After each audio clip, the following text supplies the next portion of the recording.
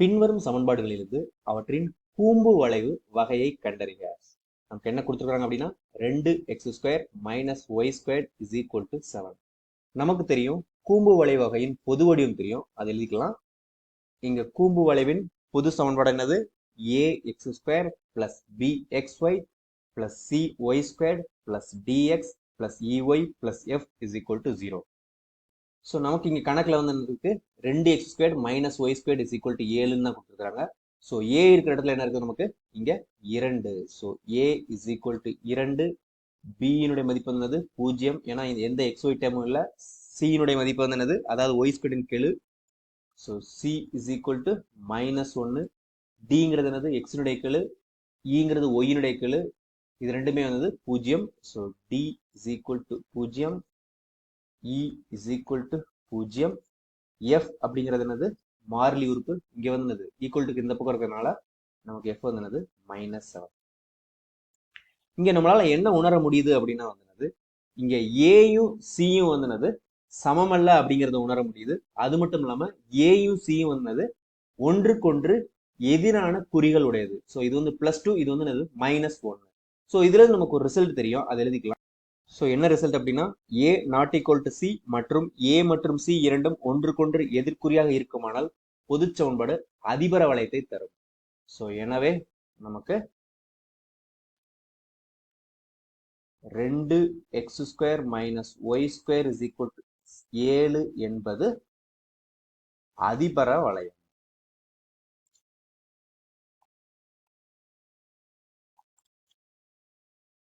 இப்ப நம்ம அடுத்த கணக்கு பார்க்கலாம். பின்வரும் சமன்பாடுகளிலிருந்து அவற்றின் கூம்பு வளைவு வகையை கண்டறிக. நம்ம கொடுத்திருக்கிற கணக்கு 3x² + 3y² - 4x + 3y + 10 = 0. So நமக்கு என்னது? கூம்பு வளைவின் பொது சமன்பாடு தெரியும், அதை நீங்க எழுதிக்கலாம்.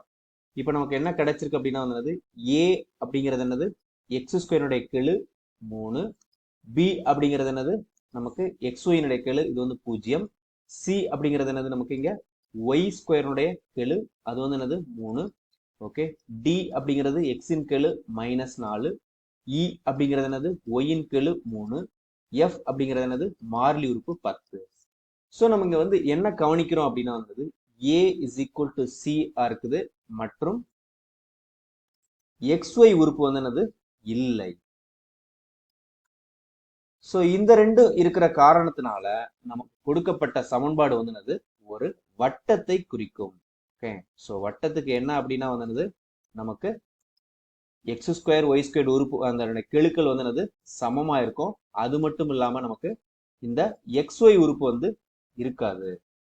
ஸோ அதனால நம்ம கொடுத்திருக்க சமன்பாடு என்பது என்னது? ஒரு வட்டம் ஆகும்.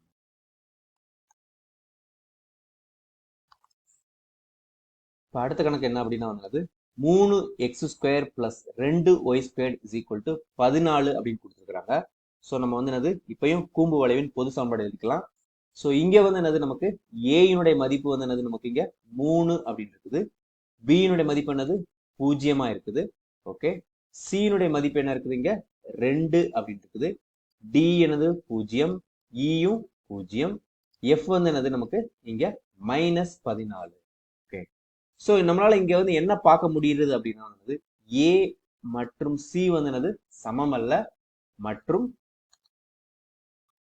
a மற்றும் c இன் குறிகள் வந்து என்னது? ஒரே மாதிரி இருக்குது. c க்கு ஒரே குறிகள்.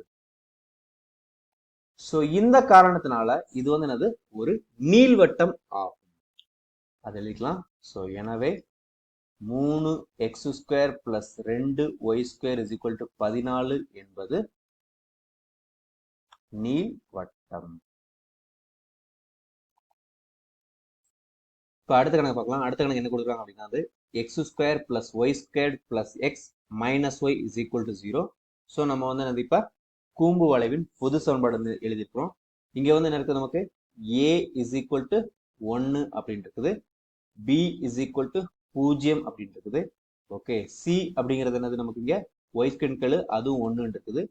d = 1. e = நமக்கு என்ன இருக்குது? இங்க -1. ஓகே.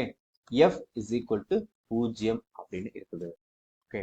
ஸோ நமக்கு இப்ப என்ன தெரியும் அப்படின்னா வந்து இங்க ஏயும் சியும் வந்து என்னது சமம் அப்படின்னு தெரியுது. மற்றும் XY உறுப்பு வந்து இல்லை அப்படின்னு தெரியுது. ஸோ அதனால நமக்கு என்ன தெரியும் அப்படின்னா வந்து இந்த கொடுக்கப்பட்ட சமன்பாடு என்னது ஒரு வட்டம் ஆகும் அப்படின்னு நமக்கு தெரியும். ஸோ எனவே கொடுக்கப்பட்ட சமன்பாடு ஒரு வட்டம் ஆகும்.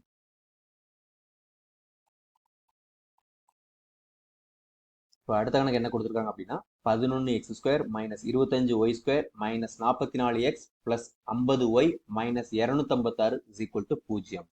ஸோ நம்ம வழக்கம் போல வந்து என்னது கூம்பு வளைவின் பொது சமன்பாடு ஃபர்ஸ்ட் எழுதிக்கிட்டோம். இப்போ வந்து என்னது ஏ அப்படிங்கிறது என்னது இங்க 11, பி அப்படிங்கிற உறுப்பு என்னது இல்ல 0, ஓகே. சி அப்படிங்கிறது என்னது மைனஸ் 25, ஓகே.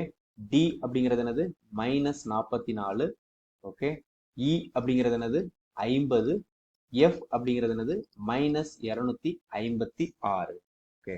ஸோ நம்ம வந்து இங்க இருந்து என்ன கண்டுபிடிச்சிருக்கோம் அப்படின்னா வந்து ஏயும் சியும் சமம் அல்ல, மேலும் ஏ மற்றும் சியின் குறிகள் ஒன்றுக்கொன்று எதிர்குறிகள் அப்படின்னு நமக்கு தெரியும். இந்த காரணத்தினால கொடுத்திருக்கிற ஈக்குவேஷன் வந்து என்னது ஒரு அதிபர வளையம்.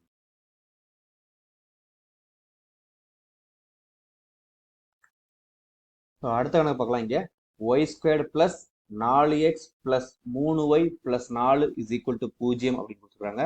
நமக்கு கூம்பு வளைவு வின் பொது சமன்பாடு என்னது நம்ம எழுதியிருக்கோம் இங்க, ஓகே. ஸோ இங்க என்ன இருக்குது அப்படின்னா வந்து ஏ 0 இருக்குது, பியும் என்னது 0 இருக்குது, சி வந்து என்ன இருக்குது 1 அப்படின்னு இருக்குது, டி அப்படிங்கிறது 4 அப்படின்னு இருக்குது, இ அப்படிங்கிறது என்ன இருக்கு 3 அப்படின்னு இருக்கு, எஃப் அப்படிங்கிறது என்னது 4 அப்படின்னு இருக்கு. ஸோ நமக்கு ஒரு ரிசல்ட் தெரியும். என்ன தெரியும் அப்படின்னா வந்து பி ஈக்குவல் டு 0 மற்றும் ஏ அல்லது சி ஈக்குவல் டு 0 எனில் பொது சமன்பாடு நமக்கு தெரிந்த ஏதேனும் ஒரு பரவளையம் ஆகும். ஸோ நமக்கு இங்க என்ன இருக்குது அப்படின்னா வந்து பி வந்து 0 இருக்குது மற்றும் ஏ வந்து என்னது நமக்கு இங்க 0 இருக்குது. ஸோ இந்த காரணத்தினால நமக்கு கொடுத்திருக்கிற சமன்பாடு வந்து என்னது ஒரு பரவளையம் ஆகும். ஸோ எனவே y² plus 4x plus 3y plus 4 is equal to 0 என்பது ஒரு பரவளையம் ஆகும். ஸோ இதை தான் வந்து என்னது கண்டுபிடிக்க சொல்லியிருக்கிறாங்க. அதை நாம கண்டுபிடிச்சிட்டோம்.